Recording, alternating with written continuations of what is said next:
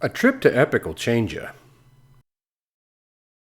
Okay, maybe that's being a bit over the top, but it had a big impact on me. Hi there, YouTube friends. Maskedbandit here, and a few months ago, I took my family to Universal Orlando. We explored all three parks, including spending 2 days at Epic Universe. And while the park has some growing pains and is still getting its feet under it, you can't ignore or deny the scale and ambition of the project. Trips to parks usually spark my desire to build a Planet Coaster, but Epic hit harder than anything I've been to in a long while. And so an old idea that I've had in the back of my head crept forward into my consciousness. Portals. Portals is a project I attempted back in the Roller Coaster Tycoon 3 days, before I was ever really on YouTube. It never made it past the initial concept sketches in-game and a couple rough, drawn-out designs. But the idea was simple. Several highly themed lands, a few based off of specific IPs, all connected through magical portals. It sounds familiar, I know, but it's true. My original ideas included a Dishonored-esque style, dark Victorian steampunk area, an area themed to Dinotopia, and a villains or thieves area, as well as a few others that weren't concretely nailed down. Like I said, though, most of them never came to pass. But that wasn't the first or last time I would use the name Portals. Rollercoasters' title sequence uses an old beta park I designed called Portals as well. I took the name of my failed RCT3 project and decided I was going to use the same idea, but this time just stick to the in-game Planet Coaster themes. I made an Art Deco Main Street area and then a pirate area before quickly abandoning it for other things, namely Conifer Slopes and Bro Coaster. And from there, the project was quickly forgotten. And as such, the whole vibe of my channel kind of took shape. Realistic, rustic, basic theming. It's kind of what the channel came to be known for. And it's great. I had no desire to do a heavily themed project. It felt above me. Until now. And here we sit, a year and a half from Planet Coaster 2's rocky launch. I haven't really found my footing yet, despite success with the SpongeBob Water Park. At this point in Planet Coaster 1's lifetime, I had both Bro Coaster and Conifer Slopes going regularly, and I was in the throes of growing the channel. And I've really had a hard time getting into anything with Planet Coaster 2. At first, I blamed the game. It was rushed, unfinished, and lacked the soul of the original. But Frontier's done a good job of turning things around, and the game is pretty good now. Perfect? No. But certainly enjoyable. So what's going on? Why no regular videos? Life, timing, anxiety, all of it. I'm older now, times are different. Free time is spent playing other games, enjoying board games, going to the kids' activities, planning and playing Dungeons and Dragons, all kinds of stuff. I see people doing amazing things in Planet Coaster 2, and I think, well, I don't have the skill set for that, or I don't have the time to do something like that. It would take weeks to make that, I say to myself. And that stunted my desire to play. Basically, I think I was getting in my own way. Well, if I can't produce at the same level as insert favorite creator here, well, then why even bother? That's a spiraling mindset that's hard to get out of. So I did other things. And while I wasn't bad and I was happy enough, I missed having a project in Planet Coaster to make me excited. So let's try Portals again. I was so hyped after my trip to Orlando in February, and it spun itself into a real hard drive to produce cool stuff in Planet Coaster 2. Let's do something different. High budget, high theme, high detail. I've spent a few months working on this project, thinking, making outlines, planning, failing, and that's what I want to show you today, with the process of getting my groove back and making sure I had a strong foundation of what I was going to do with this new project. Today I'm going to show you all the things that I've been working on, both in and out of the game. I'm going to be real up front. I don't have any of the actual park built yet, but I do have buildings ready to be placed once I'm ready to dive into it. I'll show you my inspirations and my thought processes, so hopefully you can see I've got a concrete plan going forward. This project will take a very long time. I don't know when I'll have videos, but I'm having a lot of fun putting this together. So I guess then this is Portals Theme Park, a high-budget, Epic Universe-inspired project of monumental proportions. Let's start from the beginning, and I'm glad you're here. I know I didn't want to directly copy Celestial Gardens from Epic Universe. I wanted it to be a clearly unique style, my own thing. There are people out there who have done an amazing job recreating the Celestial Gardens, and they're fantastic. And No shade to them, that it looks fantastic. That's just not something that I really wanted to do. Originally, I was going to do something based on color and geometric shapes. There were some attempts made, as you can see here. We'll call these unsuccessful attempts. Part of the problem was finding good non-AI inspiration on Google searches. It was a pretty unsuccessful endeavor. There was also a lack of concrete ideas, and that was yielding less than desired results in-game. I didn't really know what direction I wanted to go with it. And the more I thought about it, the more I realized that this is sort of a super abstract idea anyway that would be hard to manifest in the game in any real tangible way. So after struggling with that idea for days, weeks, I let the game inspire me. I started scrolling through the menus, and the crystal pieces from the Sorcery DLC really kind of got me thinking about elements: fire, earth, wind. Which one did I miss? Water. And I decided on a fountain as a central focus. We'll look at that in a little bit. And that focus was going to be, this elemental focus was going to be what powers the different portals. So I want to go ahead and take a look at what I've done for this specific theme in-game. For this project, I really want to have all my ducks in a row when it comes to design. With that in mind, I decided to get this central fountain down first before I even considered a building for the elemental gardens. My hope was that through this process of refining my ideas, that I would organically land on a design for the entire garden area's theme. This fountain was a bear to design. It started as a smaller idea that had the gems atop a stone structure. It felt flat, so the idea of including smaller corners for each specific element came into place, an idea that ended up in the final design. I'm especially happy with the kinetic energy of these smaller vignettes. That's one of the things I really want to make sure we have a lot of in Portals. Lots of energy, lots of movement. But after sitting with this initial idea, it was clear we had to go bigger. So attempt 2 was simply a bigger, more crazy version of the initial design. I tried to make it look like the ground was erupting into these huge crystal pieces, and while it's definitely bigger, I think the scale got away from me and it started to feel too big. The smaller elemental segments also started to get way bigger than I had ever intended, and so I once again started fresh. But with the first 2 drafts, I was determined to get it right. The final version, I think, combines the grandeur of the larger central design while maintaining the intimacy of the smaller elemental areas from the original design.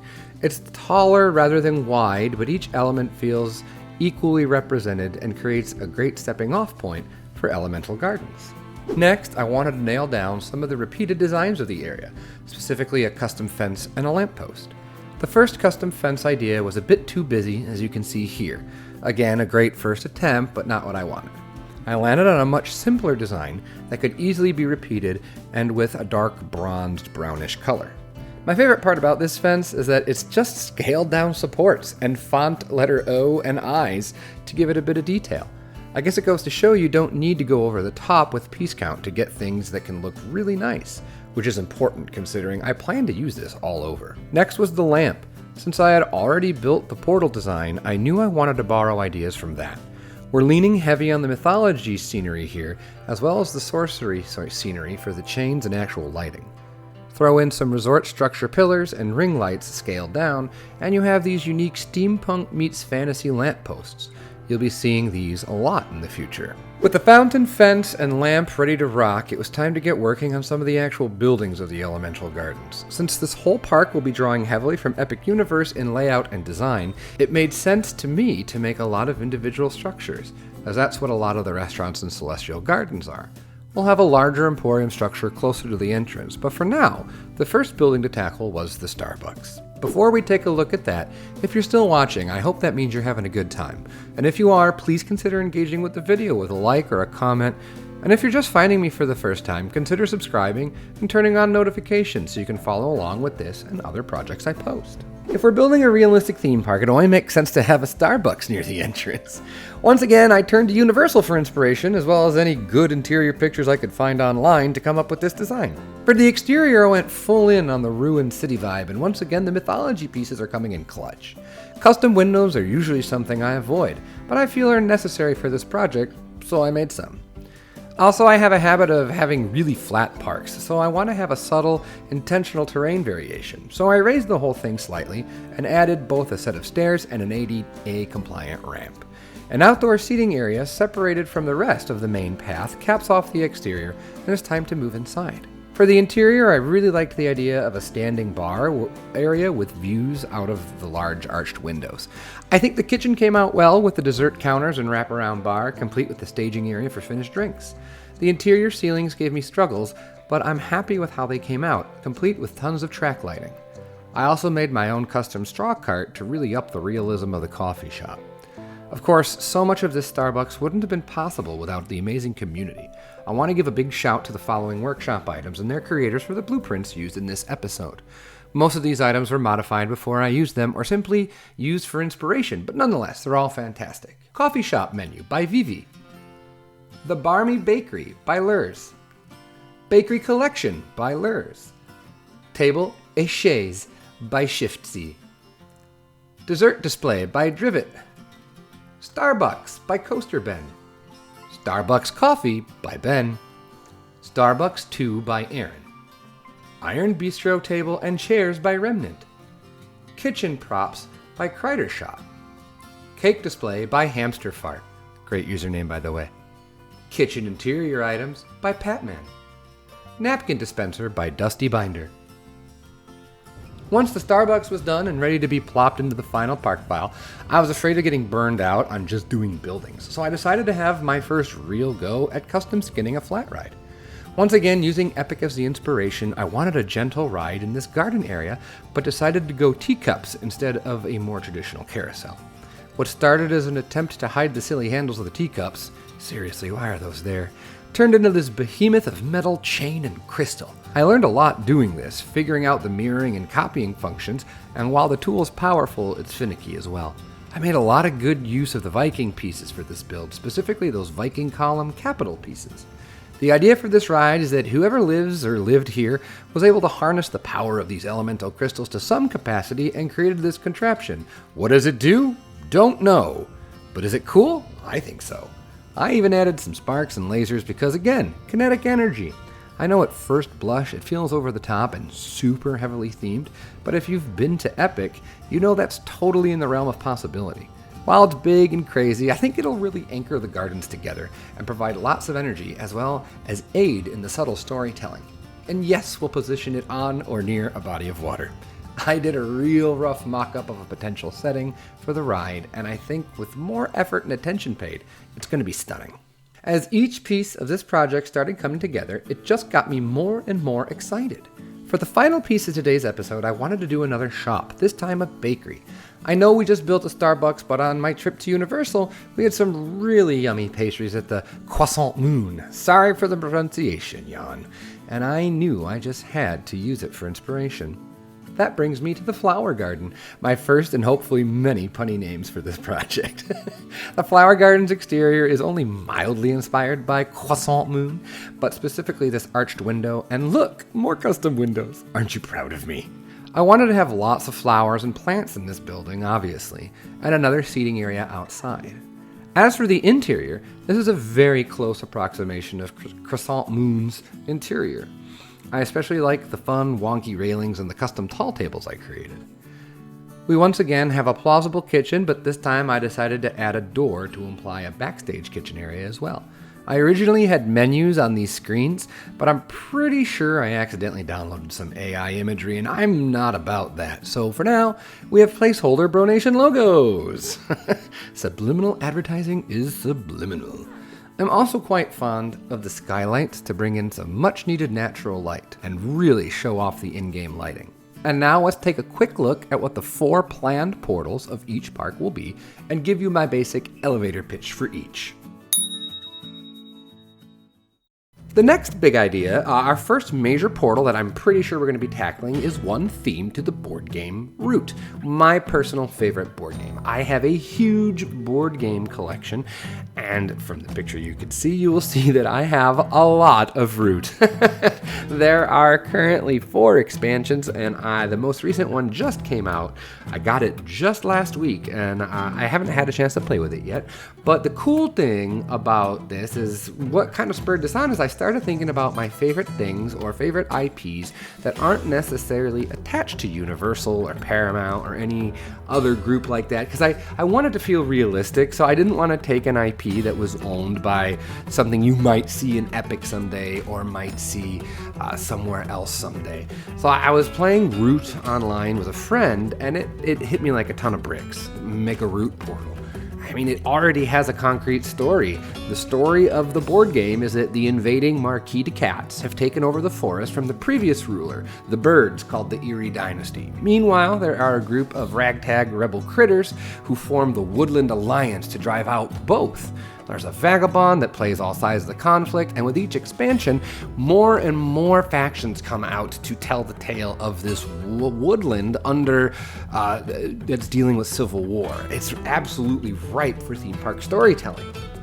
So, if we jump back into the game, we will look at our proof of concepts for this area. Here you can see some art-shaped designed pieces, some characters. Not sure if these would be actual functional characters or if they're going to be more set design, probably set design pieces, but you'll see I spent some time here trying to knock out the Marquis de Cat first as a proof of concept, and once that was mildly successful, I mean, I'm not an art-shaped genius by any stretch of the imagination, nor am I using the scale mod. I'm keeping it all vanilla for now, but once I got something here that looked pretty good, I was more than happy to try and knock out the Eerie. The birds. If I could knock out the cats and the birds, then I knew I had enough just with those pieces to really get a story going for this land. So next I wanted to design a portal, and luckily for me, having just gone to Epic, I took thousands of photos, and I had several of them up, and while I'm inspired by, I didn't want it to look exactly like what you would see.